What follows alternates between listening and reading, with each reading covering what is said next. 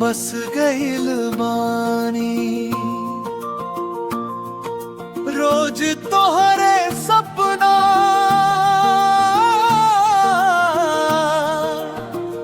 सजाइल बानी। चांद से उजियार लागे चेहरा तोहार।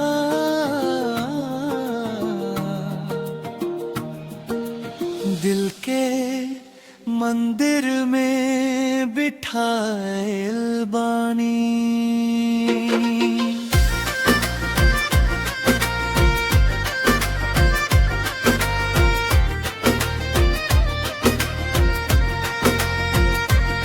जब तू हंसता बाहर आ जाला, सुखल दिलवा में प्यार आ जाला।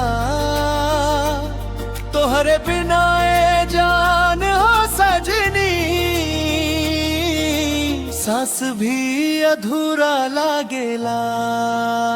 ए जानू तोहरा से प्यार हो गई, धीरे धीरे दिल बेकरार हो गई। रात भर तोहरे याद सतावे, इश्क वा हमार बेशुमार हो गई। ए जानू तोहरा से प्यार हो गई।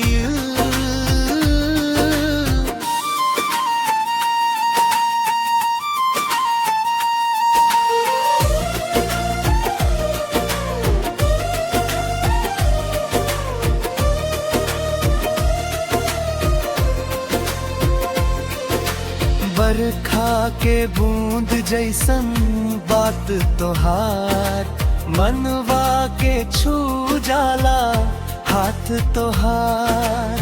चलस न सजनी चांद के नीचे, लिख दी किस्मत में नाम तोहार।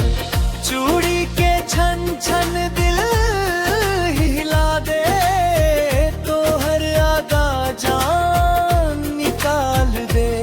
देख के तोहरे प्यार भरी नजरिया, धड़कन भी अपना रुक जा दे। ए जानू तोहरा से प्यार हो गई, धीरे धीरे दिल बेकरार हो गई। रात भर तोहरे याद सतावे, इश्क वा हमार बेशुमार हो गई।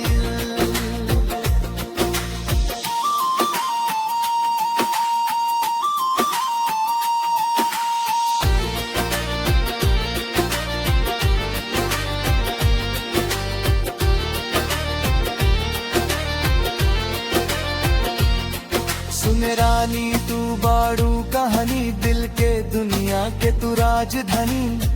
तोहरे खातिर लिखतानी गीत, तू ही मोहब्बत तू ही निशानी। फोनवा पर घंटों बात करी,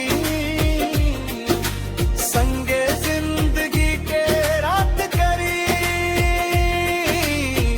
हाथ भतुर पे साथ निभाइब, हर जन्म तो हो रे साथ रही।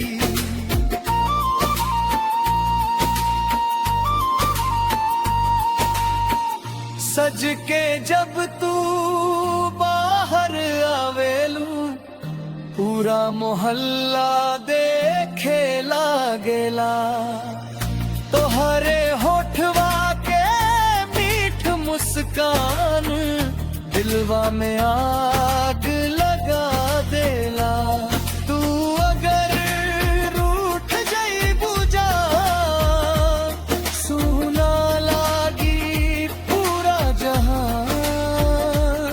तोहरे बिना ना दिन आवे, तू ही हमर दिल के अरमान।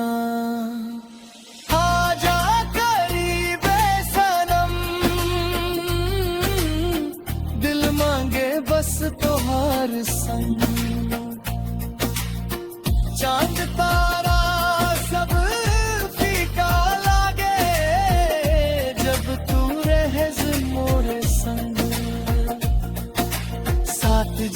तक साथ निभाइब, तोहरे खातिर दुनिया भुलाइब। रब से बस ई दुआ करी ले, हर खुशी तोहरे नाम लिखाइब। तोहरे प्यार में खो गइल बानी, दिलवा से बस तोहार हो गइल बानी। अब ना दूर जाइ है